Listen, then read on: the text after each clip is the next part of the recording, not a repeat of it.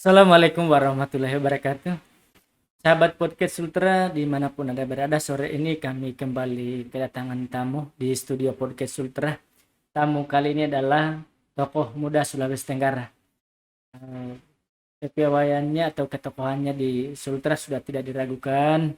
Kedua juga anak muda ini atau kaum muda ini adalah salah satu pengusaha sukses di Sulawesi Tenggara. Saya perkenalkan tamu saya kali ini. Assalamualaikum Bang Hendrawan. Waalaikumsalam Sehat, warahmatullahi sehat Bang. wabarakatuh. Alhamdulillah sehat. Bang, keluarga sehat. Alhamdulillah. Bang, ini kan kalau saya membaca profilnya Abang ini sudah cukup ya, artinya sudah lama terjun di dunia aktivis. Iya, Artinya orang mungkin hari ini hanya melihat begitu Bang Hendrawan sudah tampil, mereka hanya melihat orang ketika sudah hebat, tapi ternyata orang tidak banyak melihat bagaimana prosesnya. Kan ini orang kadang-kadang ini tidak sabar dengan proses Bang. Tapi kalau boleh saya tahu Bang, ini sejak tahun berapa ini atau kapan ini mulai terjun di dunia aktivis ini? iya. Oke, Bung Hermawan ya. Ya. Jadi saya awalnya terjun di aktivis itu sebenarnya tidak sengaja, Iya, ya, tidak sengaja ya. karena sebenarnya waktu itu saya lagi dalam posisi sekolah dan bekerja Ya, sambil membantu orang tua. ya, ya. Kemudian melihat situasi di zaman itu Hmm, bahwa masih banyak hal-hal yang penting untuk diperjuangkan, khususnya iya, ya, para pedagang pasar, iya, ya, sehingga di tahun 2004 ya, saya mulai terjun ke dunia aktivis untuk memperjuangkan hak-hak para pedagang. ya. Kalau saya tidak salah pernah ketua pedagang pasar Kota Kendari ya. Betul sekali. Apa yang melatar belakangi sehingga kenapa bukan yang lain? Kenapa langsung terjun misalnya di dunia membela hak-hak para pedagang begitu? Kenapa bukan yang lain? Kan ini banyak aktivis mahasiswa misalnya yang terjun dunia Iya, lingkungan atau apa. Tapi ini Bang Hendrawan justru memilih jalur ini. iya. Karena memang latar belakang saya pedagang, Ya, dan pedagang. di zaman itu menurut kami ya, menurut kami masih banyak hak-hak pedagang yang tidak tersalurkan Ya, ya. di pemerintah kota di zaman itu, sehingga saya mengkonsolidasikan para pedagang Ya, ya. untuk bersatu agar bisa terdistribusi hak-hak mereka khususnya dari pemerintah kota kepada para pedagang pasar, sehingga saya membentuk Serikat Pedagang Pasar Kota Kendari yang di dalamnya itu perwakilan para pedagang-pedagang pasar dan aktivis-aktivis pedagang pasar gitu. Sampai sekarang Bang masih aktif ini. Untuk urusan pasar Iya, sudah berapa tahun ini sudah ditinggal tidak kayak. aktif lagi. Ya, ya. Tapi mungkin insya Allah saya tetap akan kembali Iya. karena saya lahir Hmm. dan besar di pasar. Ya. Bang, tapi ini tadi kan habis konsen misalnya, tapi bagaimana sehingga mulai berpindah di dunia bisnis yang lebih sembako begitu apa Iya. semua? Nah, jadi kembali lagi. Jadi memang jiwa bisnis itu ditularkan oleh orang tua saya, Iya, ya. dan saya sendiri juga memang lahirnya itu di pasar. Jadi nama Iya. Hendrawan yang Pak Hermawan tahu ini, Iya. itu nama yang diberikan oleh pedagang pasar. Oh iya, iya. Iya, memang. Jadi para pedagang, karena saya lahirnya di pasar, besar di pasar, jadi sejak usia berapa hari di pasar, para pedagang pasar sepakat untuk menamakan saya Hendrawan. Iya, iya, iya, iya. Iya. Katanya Hendrawan itu, kalau tidak salah bahasa Sundanya itu banyak rezeki. Banyak rezeki. Iya, iya, iya. Nama itu adalah doa. Amin, amin, amin. Jadi kapan persisnya mulai menggeluti dunia Bisnis. bisnis? Oke. Misalnya? Seperti yang saya sampaikan tadi, saya itu dulu sambil sekolah pun sudah bantu orang tua di Iya. bisnisnya. Tapi saya terjun full ke dunia bisnis itu awalnya pasca menikah, itu di awal tahun 2007. Iya, iya. Awal tahun 2007 di Pasar Ruawa. Iya, iya. Jadi tapi misalnya membuka sekarang kan ada toko Nana Jaya kalau saya tidak salah. Betul sekali. Bagaimana idenya sampai ke sana sehingga memutuskan untuk membuka minimarket begitu? Oke. Karena saya dari kecil itu hidupnya di pasar, Hmm? saya punya cita-cita ingin punya swalayan, Iya, iya. Pak Hermawan. Jadi tahun 2007 awalnya saya berjualan di pasar, 2007 kemudian 2009 punya 2 kios. 2007 awalnya 1 kios. Iya. 2009 punya 2 kios. Punya 2 kios sebagai anak muda yang punya cita-cita, Hmm? yang punya ambisi, saya sudah bercita-cita untuk bikin swalayan. Iya, iya, iya. Karena 2009 itu awal bulan 3 lahir anak saya yang kedua namanya Najwa. Iya. Yang pertama Nabila, Iya, yang iya. kedua Najwa. Sehingga saya 2009 itu bercita-cita nanti suatu saat nanti saya punya swalayan namanya Nana Jaya. Iya. Begitu. Oh, begini ceritanya. Kang, ini kan kadang-kadang orang juga apa ya, mau buka usaha tapi tidak tahu rumusnya begitu Ah, kan. Ini banyak orang yang bingung begitu, mau bet- punya niat untuk buka usaha tapi justru tidak tahu rumus. tidak tahu rumusnya begitu, Bang. Ini menarik. Ya, ya. Karena saya hampir setiap minggu ya Mm. membawakan materi di mana-mana. Khususnya di latihan-latihan tingkat dasar kepemimpinan mahasiswa. Saya banyak membawakan materi cara memulai bisnis yang Iya, baik. iya. Jadi ketika ditanya apa kesulitan yang utama, yang pertama itu memulai. Ya, ini poinnya ini. Pertama mulai. Nah, itu titik poinnya. Kenapa? Karena memulai itu susah, sehingga Iya. memulai itu butuh analisa. Pertama mungkin soal kemampuan personalnya. Iya, iya. Misalnya orang tersebut kemampuannya apa? Walaupun pasti banyak ya. Orang pasti kalau mau bisnis, saya bisa ini. Tapi kan kita harus pikirkan juga. Kira-kira mana yang cocok. Iya, iya. Setelah analisanya bagus, analisanya tuntas, Iya. secara personal, kemudian analisa lapangan, Iya. di daerah ini cocoknya apa? Iya, iya. Yang kedua, yang ketiga itu mulai. Itu yang paling susah. Kalau sudah jalan gampang. Iya. Ini yang orang pusingkan ini, Bang. Betul. Yang ini kan kalau saya baca profil tadi ini yang ada di internet, saya melihat ternyata kenapa Bang Hendrawan tetap berjualan sembako, salah satu alasannya ini supaya masyarakat kurang mampu yang akan membeli itu tetap terjangkau harga-harganya. Kenapa saya nggak punya? Jadi mungkin promosi Ya, sedikit. ya, silakan. Jadi awalnya satu-satunya toko modern ya, Ya. dalam tanda kutip swalayan, Ya. yang pakai harga grosir itu saya. Hmm. Awalnya di kampus. Kenapa? Karena kan kita tahu di kampus itu kan Ya, mahasiswanya ya. kebanyakan mayoritas lah Ya. dari kampung dan Ya. tingkat pendapatannya juga standar. Ya. Ya. Sehingga kirimannya pun pasti standar juga. Ya. Jadi saya mengajak para mahasiswa untuk berbelanja hemat dalam Ya. artian yang tadinya kalau dia beli Indomie cuma 5 bungkus, harganya harga Ya. eceran. Kalau beli 10 bungkus, jadinya harga grosir. Ya. Begitupun juga beras maupun sabun mandi. Misalnya sabun mandi kalau beli 1 bungkus, Rp2.000 misalnya. Ya. Nah, kalau beli 3 bungkus, 1 bungkus 2.500. Ya. Kalau beli 3 bungkus menjadi 2.000. Ya. Jadi dengan cara seperti itu ada penghematan kurang lebih 10%. Iya. Jadi kalau belanjanya 300.000, dia menghemat 30.000. 30.000 itu bisa dipakai untuk belanja kebutuhan yang lain. Iya. Sehingga pola itu yang saya pakai, karena mungkin saya dasarnya aktivis, Hermawan. Iya. Jadi kita ingin merakyat. Iya. Kira-kira begitu. Saya juga salah satu pelanggan setia Nana Jaya, karena saya makasih. setiap kali mau belanja pasti di situ. Makasih, Pak. Termasuk ini melalui podcast Ultra ini saya mau mengajak ini mahasiswa supaya ambil Hendrawan. Awal-awalnya kan saya lihat masih standar orang datang. Ternyata Betul. saya semakin hari saya ke sana justru makin membludak ini. Artinya Jadi kita tidak perlu promosi besar-besaran ya. Karena tentu itu budgetnya juga cukup besar. Tapi mulut ke mulut ya, face to face ya. Akhirnya masyarakat tahu bahwa berbelanja di Nana Jaya itu harganya paling murah. Sebenarnya. Ketika mereka digiring untuk berbelanja secara grosir.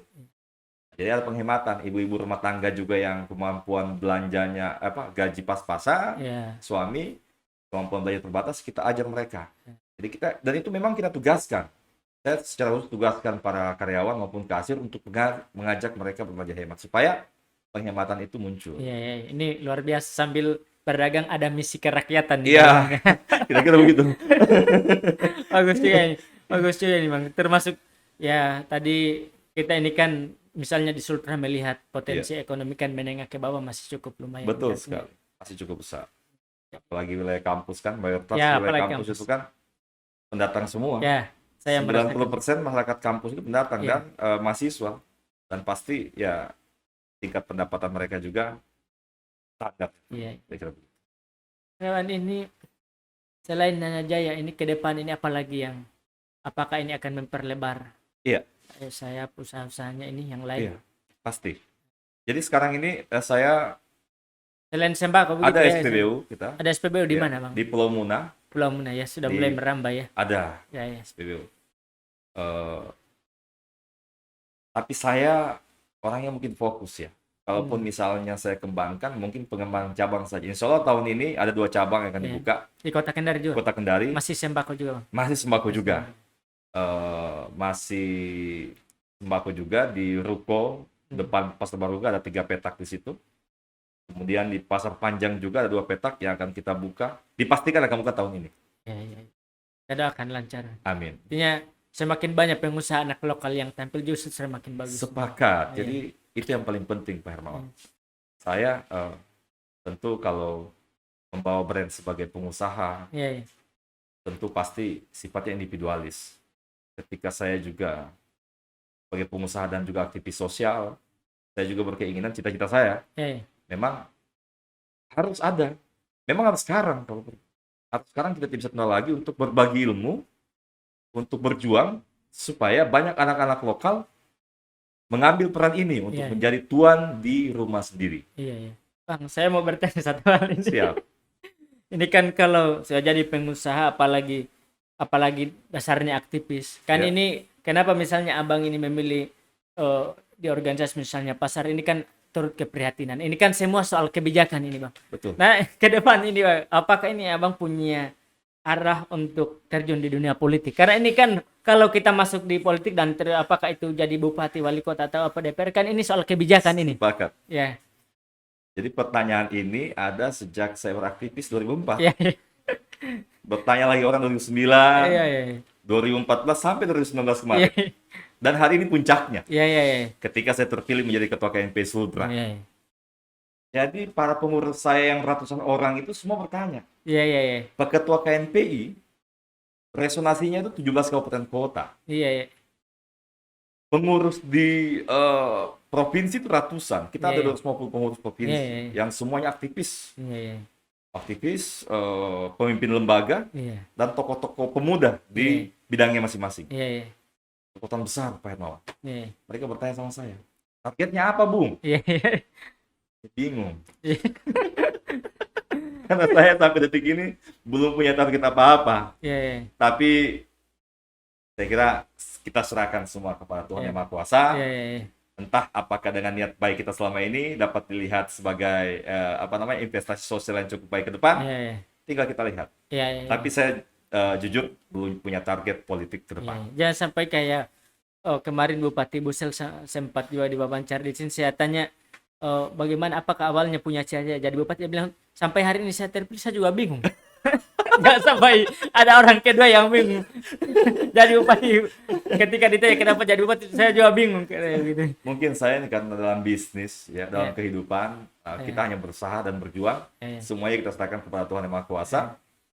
Kalau memang garis tangan, saya percaya itu. Saya percaya soal garis tangan. Iya. Bahwa Tuhan sudah menentukan nasib kita kemana ke depan, kita cuma cukup berusaha dan berjuang. Iya. Kalau dianggap cukup, Tapi saya, Bang, kalau misalnya saya pribadi terjun di dunia politik, memang yang paling cocok kita adalah orang yang sudah selesai dengan dirinya sendiri sebenarnya. Karena di DPR misalnya tidak mungkin kita jadikan sebagai tempat pencarian, mata pencarian. mantap ya. Nah, Kira-kira itu begitu ya, Pak. makanya ini kenapa misalnya pengusaha banyak didorong karena itu. Karena itu misalnya jangan sampai jadi anggota DPR justru datang hanya untuk mencari. Tapi saya juga banyak protes loh, Pak. Ya, ya. Kalau pengusaha-pengusaha itu menjadi anggota DPR. Ya, ya.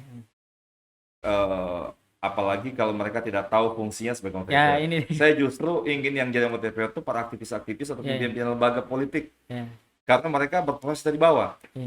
Berproses dari bawah, aktivis-aktivis mahasiswa, kemudian menjadi katakanlah mereka berada di LSM dalam tanda petik yang Yeah. positif ya. Yeah. Walaupun sekarang ini ada semacam pandangan miring terhadap aktivis politik. Tapi bagi saya aktivis itu pekerjaan mulia.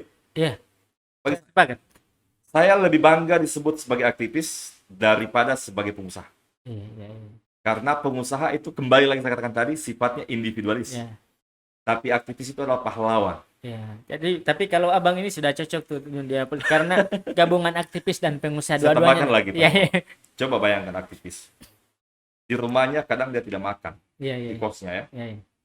atau kadang makan Indomie. Ya. Tapi dia harus turun ke lapangan untuk memperjuangkan orang-orang itu agar bisa makan. Ya. Bahkan ketika orang yang advokasi itu lagi tidur nyenyak di rumahnya, Ya. aktivis belum bisa tidur untuk memikirkan Ya, nasib saya mereka. sepakat. Iya. Kira-kira begitu. Mungkin.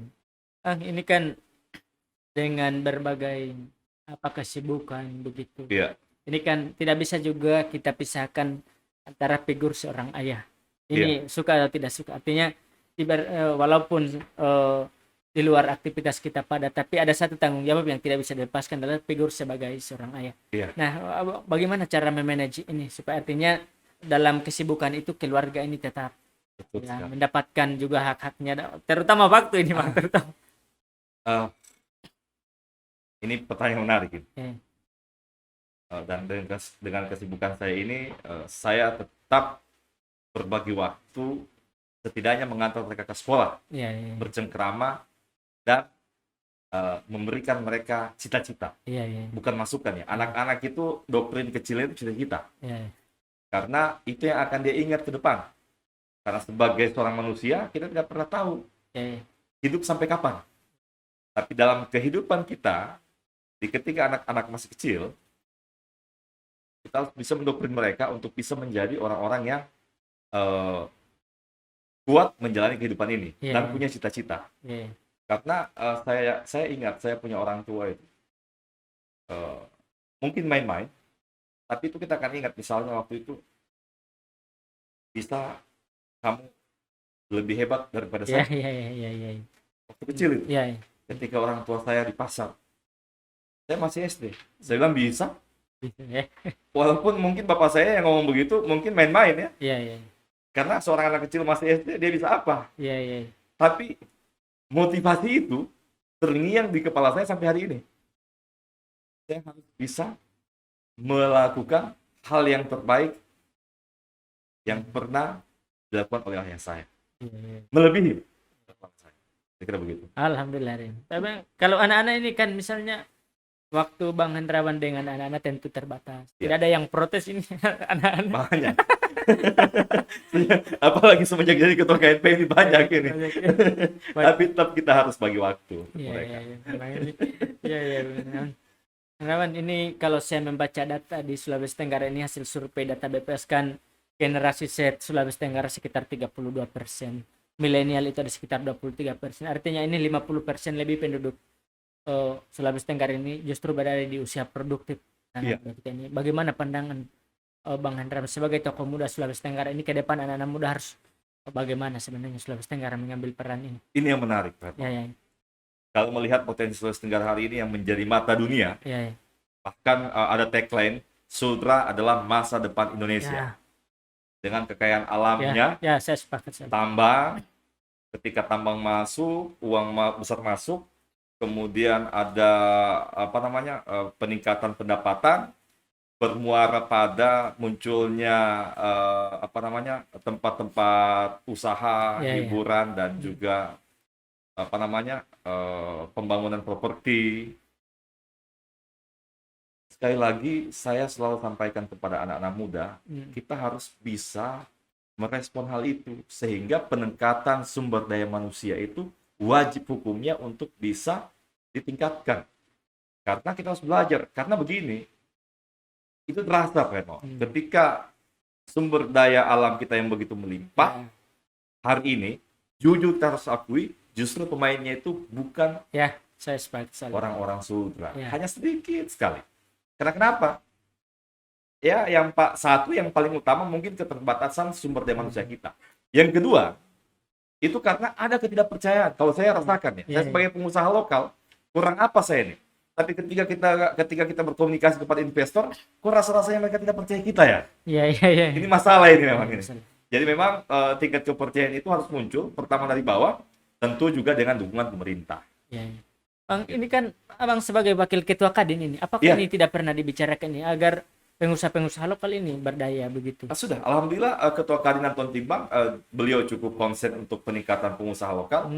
Di usia Kadin yang belum menjelang 1 tahun, sudah cukup banyak hal yang dilakukan.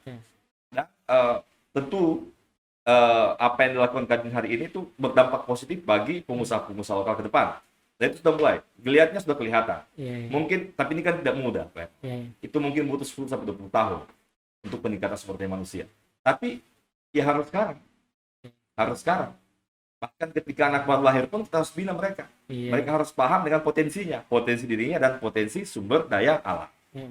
Bang Dewan, ada misi ke depan untuk membina apalagi para pengusaha di Sultra ini, khususnya para milenial ini, mau ke sana ini? Pasti. Pasti. Hari ini pun dilakukan. Ya, ya, ya. Ke depan mudah-mudahan lebih bagus lagi. Ya, kalau saya tidak salah juga masih aktif di Granat ya. Masih. Nah, ini juga penyakit juga ini.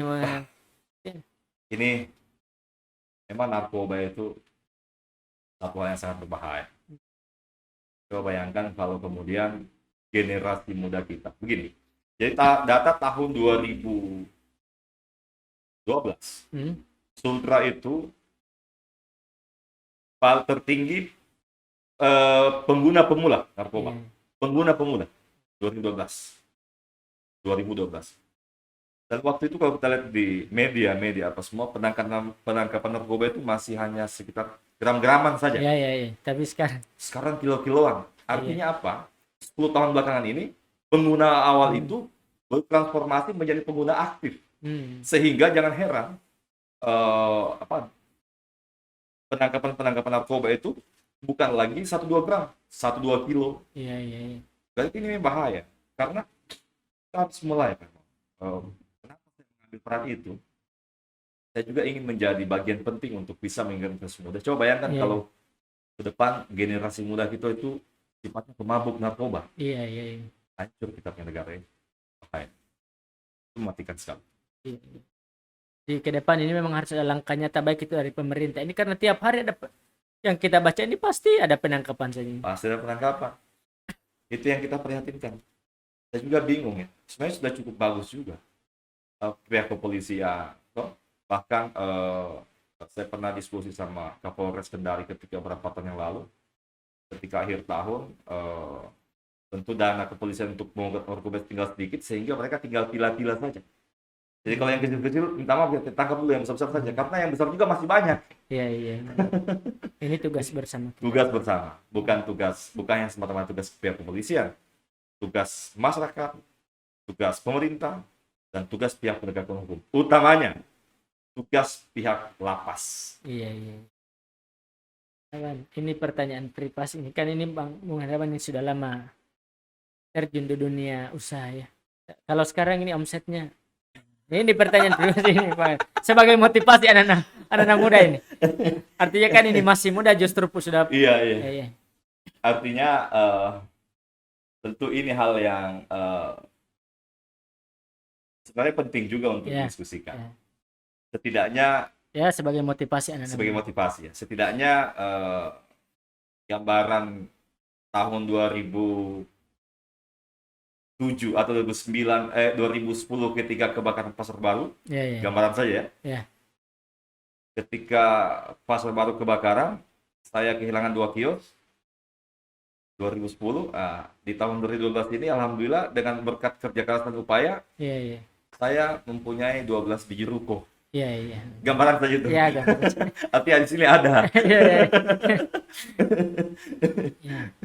Kira-kira begitu. Iya, artinya. Tapi kami doakan Bung Harapan semoga sukses selalu. Amin. Dan akhir ini Bang, apa pesan Abang untuk generasi milenial Sulawesi Tenggara? Ini penting. Generasi milenial Sulawesi Tenggara, kembali saya katakan bahwa ini momentum ya. Ketika Sulawesi Tenggara dalam posisi menggeliat ekonominya, tentu kita harus mengambil peran dalam sendi-sendi kehidupan ekonomi. Dalam semua. Kita tetap harus bersatu ya, paling penting itu. Ketika kita bersatu menciptakan rasa aman dan damai, otomatis kadang-kadang berpikir kita juga akan menuju ke depan atau maju ke depan, sehingga kita akan fokus dengan tujuan cita-cita kita. Karena rasa aman dan nyaman dan damai dalam hati itu ada, itu pasti merangsang pikiran kita untuk maju ke depan. Memang yang bahayanya kalau misalnya kita terpecah belah, pasti sumber daya manusia juga tidak akan bisa naik. Nah, sehingga saya berpesan, marilah kita berpegangan tangan, bersatu padu, meningkatkan kualitas sumber daya kita, supaya ke depan kita mampu mengelola dan menjadi tuan rumah di daerah kita sendiri. Baik, Bung Charles. Ini karena keterbatasan waktu, nanti lain kali saya akan undang. Siap. Masalahnya banyak topik ini. Seharusnya kalau hari ini hanya gambaran umum ini. Oke. Harusnya bisa kita bicara soal potensi pasar di Kota Kendari. Ya, bisa kita bicara khusus soal narkoba. Boleh. Ini masih banyak ini. Soal pemuda. Nah, nanti ini tadi ini hanya gambaran umum ini. Siap. Soal sosok Bung Hendrawan. Nanti Makasih, Pak. di lain kesempatan saya akan undang kembali supaya kita bincang soal topik yang khusus begitu. Siap. Ya. Saya selalu siap Ya. untuk Sahabat- dipanggil di ya, acara ya. seperti ini. Siap. Terima kasih banyak ini. Iya. Sahabat Podcast Sultra, saya kira perbincangan kita hari ini cukup menarik. Di lain kesempatan saya akan mengundang kembali beliau untuk berbincang lagi. Demikian dari saya. Assalamualaikum warahmatullahi wabarakatuh. Waalaikumsalam warahmatullahi wabarakatuh. Baik, siap.